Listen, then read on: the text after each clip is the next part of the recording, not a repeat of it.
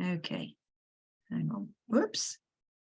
Let's see now why these things always jump about. Okay, so I've tried to do an overview for everybody, and I thought I wanted to make something useful for everybody. So I've gone back to where this all came from, and where we're going forward to where we all are now, with a few sort of small diversions along the way, hopefully not too many. So just bear with me and I'll see what I can tell you. Okay, so I thought we'd start with a quick recap on the old farming subsidy system, which was basically, as I think I talked to the group about before, was a payment for land. So you got a payment for land, and then you might be on top of that in an environmental program. So countryside stewardship, environmental stewardship, various others, and a special HS2 scheme. So under that, you could get a solid payment every year, and then these other things on top for environmentally friendly areas that you had on your farm.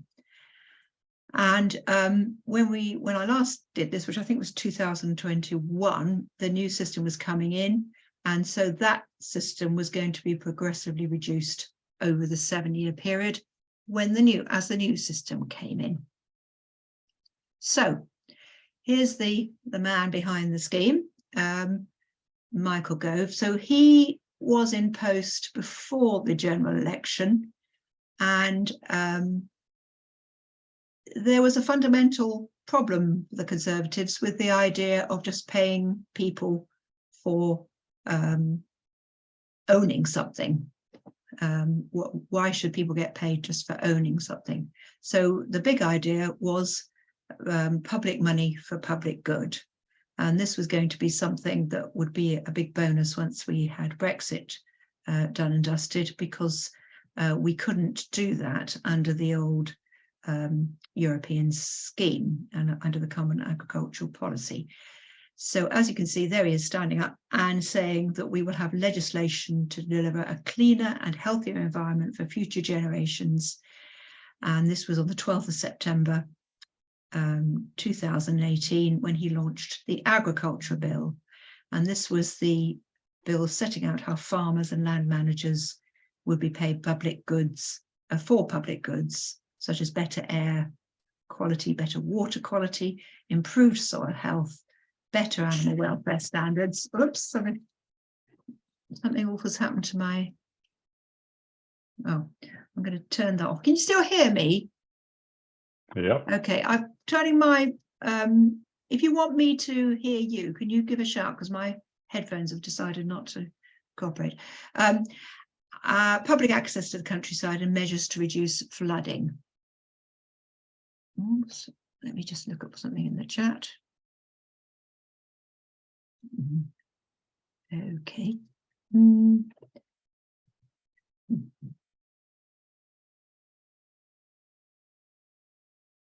Now my presentation is stuck. Oh dear. I'm stuck with my presentation at the moment. You might need to put focus on that window. Okay. So we had the Conservative Party manifesto in 2019, and this was entitled, so one of the things I wanted to do with the general election looming, it's really important to go back to that manifesto and decide whether the manifesto pledges have been met. So under the manifesto, it was said that once we've got Brexit done, we will free our farmers from the bureaucratic Common Agricultural Policy and move to a system based on public money for public goods.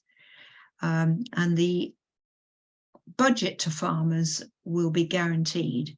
In return for the funding, they must farm in a way that protects and enhances our natural environment.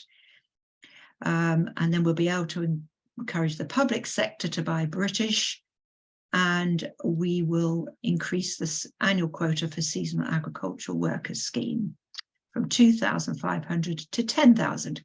Just as an aside, I think the agricultural workers number that is current just at the moment is about 40, something over 40,000, 45,000. So this then went on. We will guarantee we're stewards of the environment.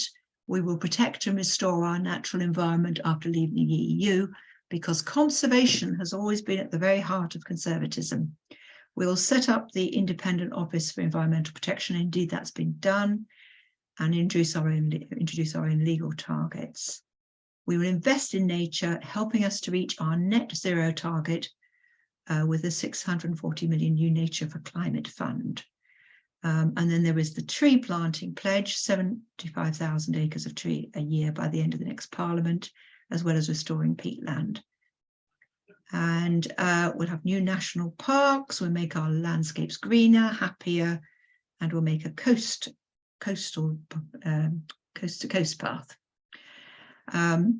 And it continues on. Or we're going to be the leader in tackling plastics, and we will make producers pay the full costs of dealing with the waste they produce. We'll crack down on waste. We'll increase penalties for fly tipping. So there's a lot there. I think I've lost it a little bit there. Anyway, no matter. So based on that, what do we want to know, was my question to myself. And so the first thing is, who's been in charge of all this? Because Michael Gove didn't last that long. What was the original scheme which came out of all that? What form does it now take? And this was finally announced only a few weeks ago. And that's one of the problems that there's been with it, because the farmers have been waiting and waiting and waiting to see exactly what this scheme is going to be. Why has it changed? What's been achieved? How does it relate to our activities and the member group activities? And what I was saying just now, with the general election looming, how does the scheme measure up to those manifesto promises? And I think that's something which I probably haven't answered, but I thought it'd be useful to know what those promises were if somebody's going to appear on your doorstep and tell you what great work they've been doing. So who's been in charge? So I've underlined our prime ministers and our secretaries of state for the environment. So Michael Gove was there for a couple of years, but he didn't see that election through. So we've had Teresa Villiers, we've had George Eustace, we've had Ranil Jayawardena, and most latterly we've had Therese Coffey.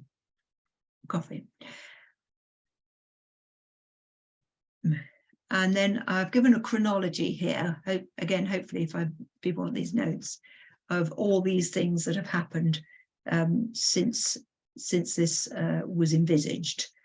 We've had the Agriculture Act, we've had various trade deals, and one of the problems for the farmers is particularly the Australia trade deal, because one of the farmers' great complaints is that particularly the Australia trade deal has opened the door to imports of food that are not going to be of an environmental or animal welfare standard consistent with what they're being made to do under these policies, so that they'll be undercut by Australian lamb, for example. It's a phased-in deal, but George Eustace helpfully told us after he dealt with it and supported it when he was booted out as Environment Secretary, he announced that he thought it was a bad deal, but he'd seen it through Parliament, so that wasn't very consoling to anybody from the person who'd been the minister at the time. We've had the COP, we've had the Environment Act, and in September 2022, after this long time, we finally got the Sustainable Farming Initiative, and things started actually happening. We then had the short-lived change of direction altogether in September last year, but that had been after a long period of uncertainty as to whether this policy would get off the ground. And the reason for that was there was a great deal of opposition to it amongst farmers and amongst the Conservatives from a sort of ideological point of view as to whether this was something that the money should be spent on. But in February this year, we finally got the update payment and the farm paper, and the payment schedule was announced as to what farmers would actually get under this scheme. So the 25-year environment plan said that we're going to ensure that resources from nature are used sustainably and efficiently. We're going to improve our approach to soil management. We want all of England's soils to be managed sustainably, and we will use natural capital thinking to develop appropriate soil metrics and management approaches. So this has come through into the plan because there is quite a bit about soil improvement. I missed one there. We'll take all possible action to mitigate climate change while adapting, continuing to cut greenhouse gas emissions from land use change, agriculture and waste sectors.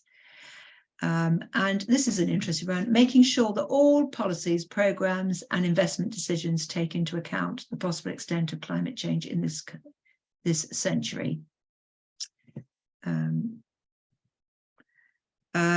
So the Agriculture Act gave the powers to promote the ELMs scheme. It gave the Minister the powers to, Secretary of State, the powers to pay for these actions.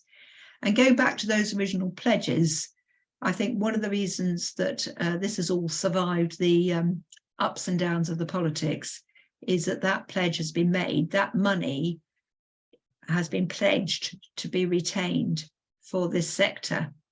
The NFU would like to see some things siphoned off. So the landscape-wide schemes, they say the private sector could pay for that. There's all sorts of people in the private sector who'd like to pay for that. But basically a promise was made to the farmers that and landowners that this pot of money will be retained and it will not be siphoned off and used for something else. We had the Environment Act followed by the Sustainable Farming Initiative. So this is ELMs as it was originally proposed. So you had the three elements. You had the Sustainable Farming Incentive. So I like to look at it, think of it in my mind to remember what it's all about as looking down. So this is the soil that they're farming on, and literally the farming they're doing, the sort of nitty-gritty of farming, the Sustainable Farming Incentive. Then you've got the kind of look over the horizon, and this is where farmer clusters come in. What's happening on the bigger picture involving my farm. So that's why I call it looking across the farm to the distance.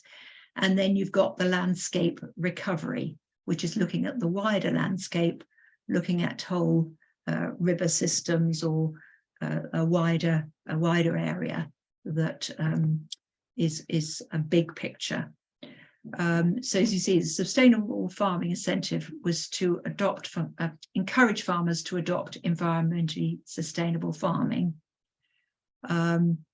Nature recovery was to encourage them to have targets and programs to deliver certain things. So tree planting, flood mitigation, habitat creation, restoration or management, return of turtle doves. You know, we want some turtle doves here. You're going to have that as a program with that as in mind as to what you want.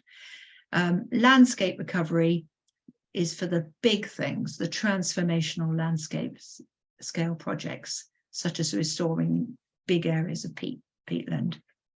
So this went ahead with farmers signing up to testing a pilot project. And one of the problems has been that it was felt that not enough farmers were signing up to these schemes, and that it wasn't going as well. Probably the reason was because it was all being rolled out so slowly and with so little information coming through and so much uncertainty with all the changes in the political background. So this is the sustainable farming incentive as it was originally proposed. It will apply to farmers. They've got to manage their land in an environmentally sustainable way, and they have to do certain packages which they can identify best suited to their businesses. It will be available for all farmers, but in the first instance, it was only going to be available to those who were already getting money under the old scheme, the BPS recipients. And it's going to be lovely and very attractive for everyone to take part. So that was the bottom, look down at your soil and the actual farming you're doing. Then we were going to have local recovery, nature recovery, and that was going to pay for actions that support local nature recovery and deliver local environmental priorities and making sure the right things are delivered in the right places. And this is where we get into the farmer clusters, because it was specifically had the view that it was going to encourage collaboration, helping farmers across a wider area collaborate and say, think about the species that they could help if they all got together and focused on one or two things. And then we had landscape recovery, and that was landscape and ecosystem recovery, land use change projects to restore wilder landscapes, large-scale tree planting, peatlands, big salt marshes, and that's the bigger contribution to net carbon zero targets. And I don't know, this is called events, dear boy, events. I meant to look up and remind myself, but this was what Harold Wilson, he was asked, what's the most important? How do you decide? And he just said, well, it's all events. What happens is what happens in politics is all down to events. And we've had a lot of events. So I've just highlighted events that have really affected farmers since all this has been going on. So already in 2021, gas and fertilizer prices were really high. And you may remember the crisis over the closure of our factory, the one factory we had that produced CO2, which is used in so many areas of farming, in packaging and in abattoirs, or all sorts of areas use CO2. In January, George Eustace unveiled the details of the two second and third on my scheme elements, the local nature recovery scheme and the landscape recovery scheme, but he didn't unveil the thing that most affected the farmers, which is their actual farming practices. Then we get the invasion of Ukraine, and that caused great consternation, not just with regard to fuel and fertilizer prices, but because of the seasonal worker crisis, because 67% of the workers were from Ukraine. So we've had a big crisis in trying to recruit workers who are now coming from the Philippines or Thailand or all sorts of other places to replace those Ukrainian workers who were no longer able to come. In March 2022, after the invasion of Ukraine, the fertilizer prices shot up from 650 per tonne to 1,000 per tonne. And that's carried on all this last year. And because of the prices, people stopped doing certain things. Farmers stopped planting up. Farmers who would plant up salad in glass houses in December could no longer afford to heat those glass houses. So they are now only just in the last month have planted up their crops. And then we have the idea, well, it doesn't matter too much because we can just import everything. We can import all our food if we haven't got it here. But then, of course, we've got the bad weather in Spain and Morocco and no salad on the shelves. So all this is going on for the farmers. The farmers are saying, this is a massive crisis for us. You've got, I should have put on there avian flu as well, because we've had 1 billion less eggs produced in this country last year than we did normally. A massive reduction in pig production, because of the problems in the abattoirs and the feed for the pigs. So Minette Batters recently has suggested that the Secretary of State should declare a market failure in the egg sector, because she's saying that because the way our food is priced on long-term contracts between farmers and supermarkets, which doesn't go up, whatever happens to the farmers, those farmers can no longer afford to undertake the activities they normally would. And that is a big difference from, say, the contracts that obtain in France, where the farmers are paid responsive to market conditions. Our farmers sign up, and if it then costs them twice as much to produce what they're producing, that's sort of rather tough luck. So landscape recovery just sort of got in under the wire 4 days before Liz Truss became Prime Minister. And so that's where we got funding for the 22 landscape recovery projects. None of them are in Wiltshire. They're big projects, you can look them up, but they do cover quite large areas of land. This has proved really, really popular for various reasons, and is fueling, I think, the increase in land prices to some extent. And we've got another round of projects that can be bid for coming up soon, focusing on protected sites and habitat creation. Excuse me. Now, in compiling this information, I've used a lot of information from what I put on the bottom of the screen now. I found this the most helpful thing to look at, this Carbon Brief Organisation's report, Will the UK's new farm payments cut emissions and help nature? So I've taken quite a bit of it, this section from that. So this has all been welcomed. And then we get Liz Truss comes along. And under Liz Truss, we've suddenly got George Eustace out the door, and a big load of uncertainty as to whether any of this was going to go any further ahead. There were completely different ideological views on the green agenda. There was the emphasis on free trade, which was in conflict with previous promises to protect farmers. Farmers weren't taking up the pilot schemes. Concerns over food supply and whether this scheme is taking into account the need for food security, and a big ideological interest among the Conservative Party, I think, in the New Zealand system, where all farm subsidies have been removed, and the farmers there just do what they're going to do and grow their crops and get paid for whatever's on the market prices. But the main problems for farmers is the fuel and fertilizer cost. Now that has some interesting results, because obviously they're desperate to reduce their input costs. That means less fertilizer, so maybe a big emphasis on more sustainable farming using less inputs.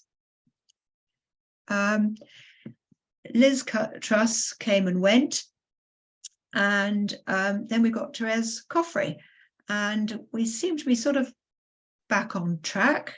The quick review reviewed that I think it had all gone so far ahead. The environmental groups were tearing their hair out, saying, well, we're going to lose all of this with all the changes. But she seems to have got things on track as far as the two larger schemes are concerned. But what has changed is the sustainable farming incentive. So that's the one that focuses on soil health and reducing the use of inputs. The landscape recovery scheme seems okay. That's going ahead, and those projects had already been announced. And what we've got is a thing instead of, sorry, I think I made the local nature recovery scheme is the was binned. Well, I think I put it in a rather confusing way. So the middle one was binned. This is the one that encourages farmer clusters. And instead, we've got this thing called Countryside Stewardship Plus, which will reward farmers for action to support climate change adaptation and help nature. But this is much more like the original incentives under the previous scheme. And coming in by the back door under Countryside Stewardship Plus are some more payments. They're quite small at the moment. I mean, one is £1,000 a year for admin, which are more similar to, well, we're just going to pay you some money for being a farmer, as opposed to paying you for actions, which was the whole premise of the new idea. So the idea is that lots and lots of farmers are in countryside stewardship. We're in countryside stewardship already. They had been saying that this was all so complicated they might not bother doing this, and this is intended to make them keener to take part in the incentive, in the programs that are. So it's much more akin, much more something that they're used to in terms of what they will be required to do, but less ambitious from our point of view, I would have said. So in February, we got the update. This is the sustainable farming, and it's introduced new standards for hedgerows, pest management, nutrient, and it's very, very specific. I must say, if I was a farmer, I would find this mind-boggling, really, because it's very, very detailed and specific. And I would have thought you've got to have a very good grasp of spreadsheets to make this work for you, see how it's going to work. You've got to be very much on top of each little chunk. If you look at the payment incentives, it's sort of £200 for this and £200 per hectare for that, and you've got to do all those calculations and make it add up and make it possible to work out what's going to be worth it for you or not. And I think that does mean that the farmer clusters, whatever happens to them, they need that from an admin point of view, I would have thought, whatever the incentives. So you've got the you've got 9 incentives relating to a lot to land and to the quality of the soil.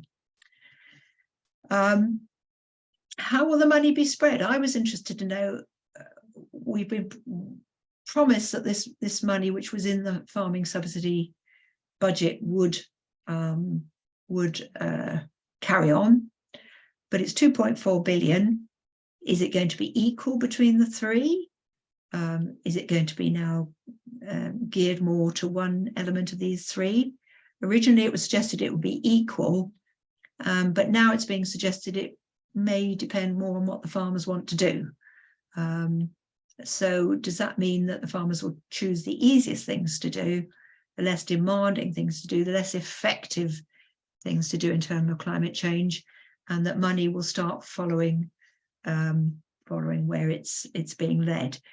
One of the worries, I think, is that the money will not all be used up, and then there will be a tremendous pressure to say, well, they don't need all this money because they haven't used it, so we're going to spend it on something else.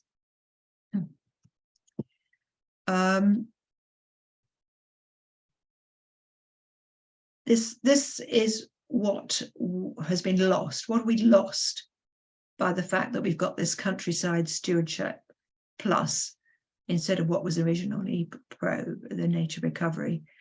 So this is what was originally proposed.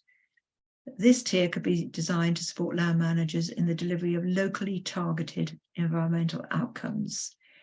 So you decide what you want, sort of the man from the ministry targets what the public wants, and the farmers are going to have to sign up to these particular programs, and it will rely on collaboration between land managers.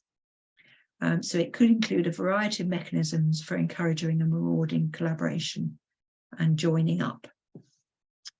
So that's what was there. And this is what we've got.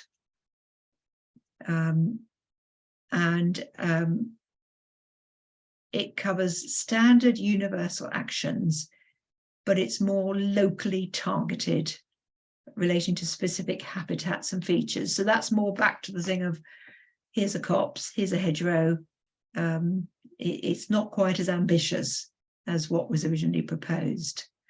And the majority of measures, again, from the carbon briefing information, are really just the same as what we had before, 195 out of 270. Countryside stewardship has become much more popular as the subsidies for, as the original payments for just having land have been progressively cut each year. More and more farmers have been signing up to this. So you can see the logic of trying to bolt things on to the scheme that they're already actually signed up to, and which they're tending to go towards because their annual payments are going down and they want to make it up with something else. So the government's target is to roughly double the area of land covered by countryside stewardship, so that 70% of land is covered by the schemes by 2028. And the payments rate has been increased, and the rates for one-off projects have been increased. And that's about as far as we've got, really. It's been very slow in being rolled out. There have been a lot of things happening to farmers in the meantime.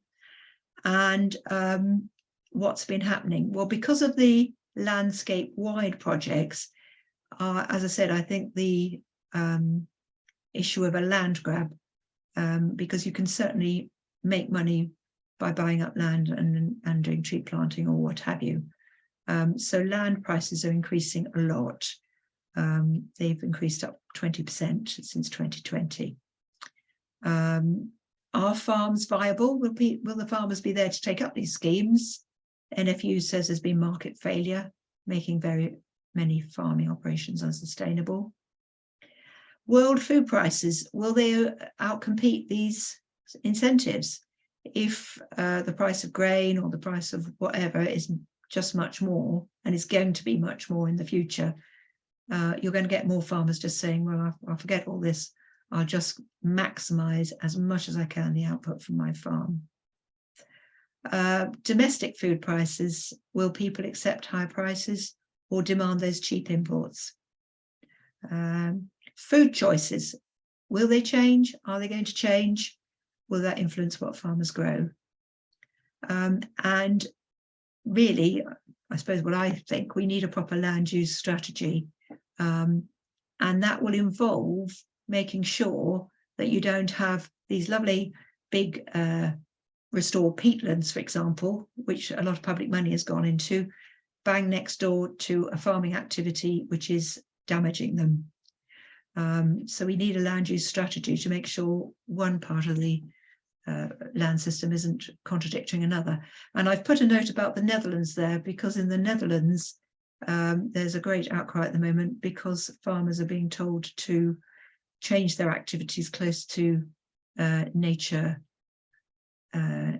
wild or nature prominent areas, or move away to other areas. So they're literally being told you can't carry on those activities next to these protected areas. And farmers are moving in the direction the subsidies point, and I think a lot of farmers have moved greatly in that direction, but they need the incentives to do that, and they need to understand the incentives, and the scheme needs to be comprehensible, that that's what they need to do next year. This is what you need to plant. This is how much you're going to be paid. What's the relevance to us? the part of ELMs which has been changed is that very part which relates to farmer clusters and initiatives that our member groups can be part of or adjacent to, or might be working with the farmers on. So query whether they're going to be less enthusiastic about that. The election's looming. The Labour Party hasn't yet committed to spending the same or more than the Conservatives. The scheme's evolving, and it's unclear how the initiatives so far have had an effect on nature recovery broadly. And I haven't heard anybody in the parties talking about big land use change ideas. So that's about as much as I've got, I think. And this is the pub quiz, which is, who is this man? That's just a test, just to remember who, if you know who this is or remember anything about him, because he did feature in the talk. So that's the end of my talk. And I don't know if anybody's got any questions that I can answer. Possibly I couldn't answer them anyway, because it's such a complex scheme. Thanks, Claire. I think that was a really interesting walk through a minefield, basically. Yes. And it sounds as if a few of the mines have gone off on the way. It's awful. It really is a mess. And I think the main problem has been the delay for farmers, because literally people haven't known, you know, what they're supposed to be planting or which way they're supposed to be going or when it's all going to be announced. I think that was but I'm you know, listening to yeah. what you're saying at the moment, Claire, it sounds as if they still don't. Well, I think that the payments are all there for the soil management and those sorts of things.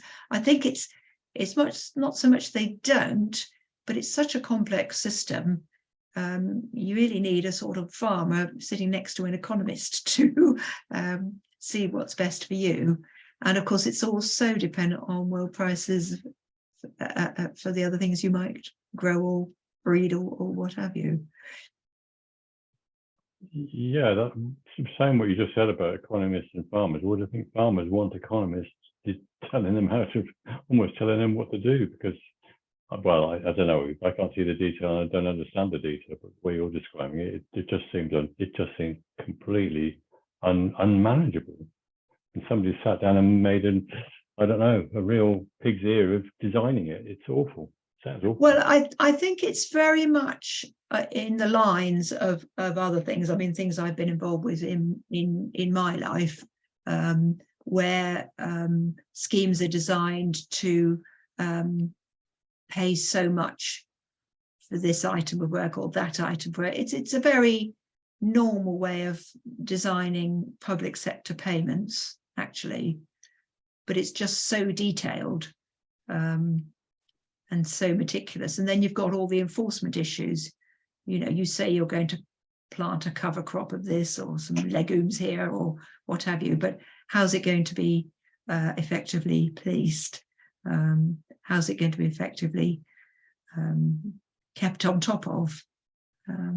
It is extremely complex. But actually, I don't know really whether it's any more complex or controlling, shall we say, if you look back to the Second World War, where everything was determined that you could grow or where you should plough or how many chickens you could have or whether you were allowed to have a pig. I mean, it's kind of going back to that level of control almost. Yeah, Julian. Yeah, just a sort of kick-off sort of question. So if you were an arable farmer sitting in Wiltshire, sort of doing conventional farming, what are the main things you would change? And same question, if you were a dairy farmer with just nothing but sort of hay and sort of lots of fields of cows, what things would you change to get your subsidies now? Well, you've got to concentrate on your soils. That's a big element of it. You've got to concentrate on wildlife friendly areas or margins and all those sorts of things. And each one of those is itemized in great detail. Hedge banks, the amount of fertilizer you're going to use on unimproved grassland and unimproved grassland. It's all meticulously laid out as to what you should now, how you should now manage individual plots of land almost, in terms of the inputs that you're going to put into them. If you go into what I had, which was the I'm stopping. I'll see if I can find it. The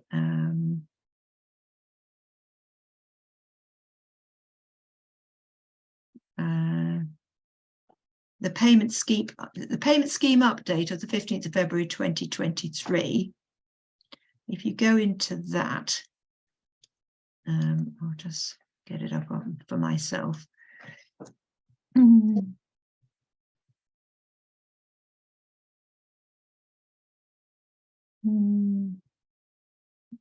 Let me just get Elsa, and I'll just tell you if I can get the thing up. Right, so this is the policy paper, and if you go into it down the bottom,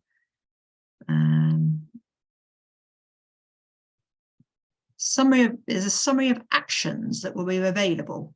So, for example, grassland, and you go into grassland, and it's got action: protecting infield trees on intensive grassland. And then it's got taking field corners out of management, £333 per hectare. So it's very specific. Creating wet grassland for wintering waders and wildfowl, £450 per hectare.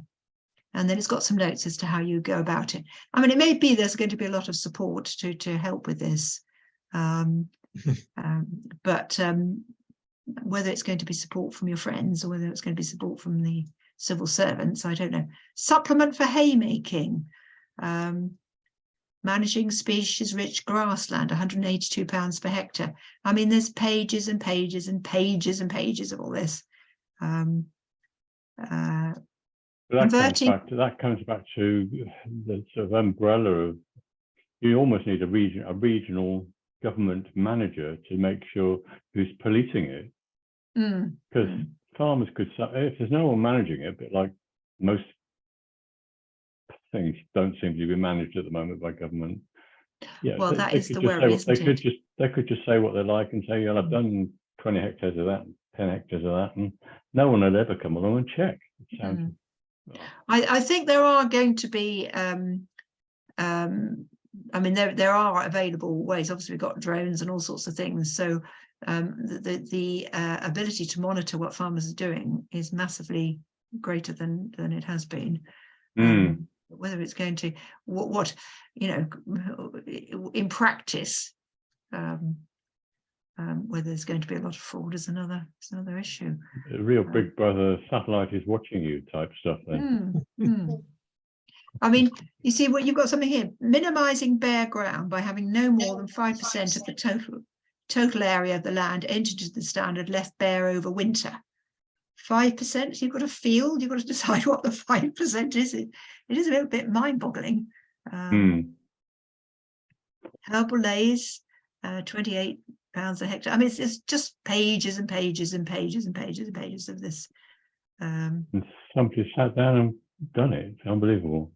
Anthony, do you want to ask a question? Just put your hand up. I wanted to comment on the regulation of it, because in the past number of years there have been rural payments agency inspectors, and farmers never know when an inspector might turn up.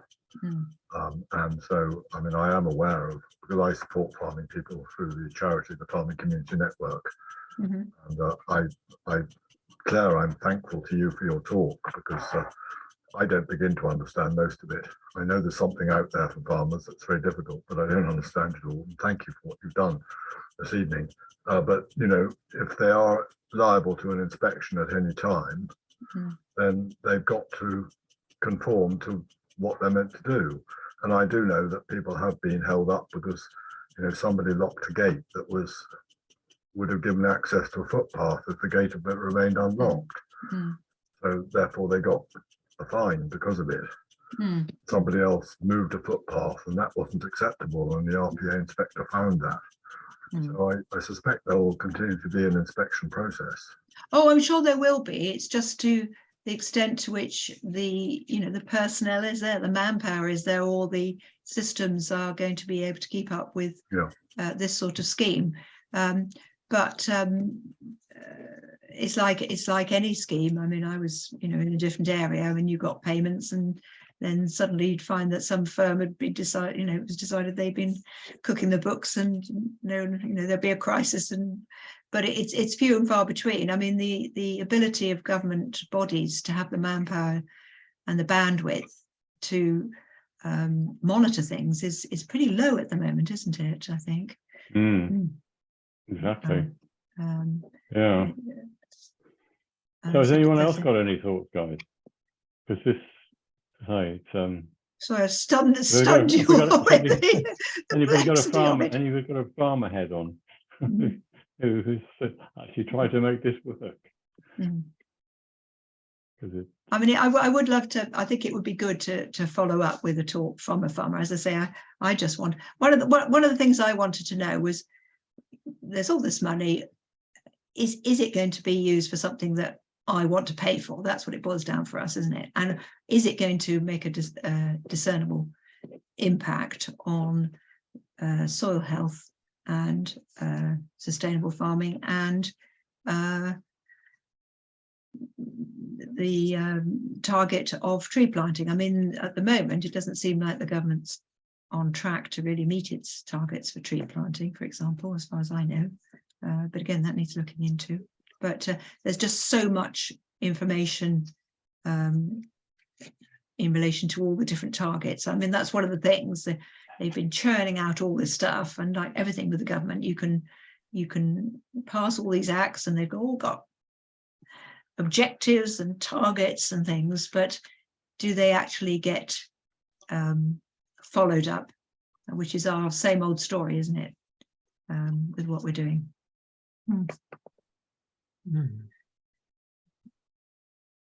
Have they set any targets or expectations for themselves over the decade or whatever about self-sufficiency targets or methane targets or CO2 targets or anything like that, and any attempt to measure these things? Well, if I go back to my present, the only thing is, during which I didn't have time, there is this methane suppressing food products consultation, and that's the only thing I saw specifically about methane as I went through. But there may be more buried in the I noticed that. I think multiple that means layers. I think that just means sort of tweaking the sort of livestock diet to try the and livestock diet, yes. But we had the government food strategy and the other reports, which are more about food and reduction of meat consumption and those sorts of things, but they're not on my, because it didn't seem to tie in with any of this, as far as I could tell, but I might be mistaken. Interesting. I mean, did you pick up any highlights from the government food strategy? I haven't looked at the latest thing they've done. Well, the latest thing is Henry Dimbleby has resigned today, hasn't he? Did you hear that this morning? Henry Dimbleby, who am I getting the name wrong? No, I think that's right. But I mean, why has he resigned? He's resigned because he worked on the food strategy. I mean, which is more of a health and human health aspect, as well as a better diet strategy. and he just doesn't feel the government's doing anything to make it happen, or is prepared to take any action to change diets. So he's kind of given up on given up on the strategy, I think. Right.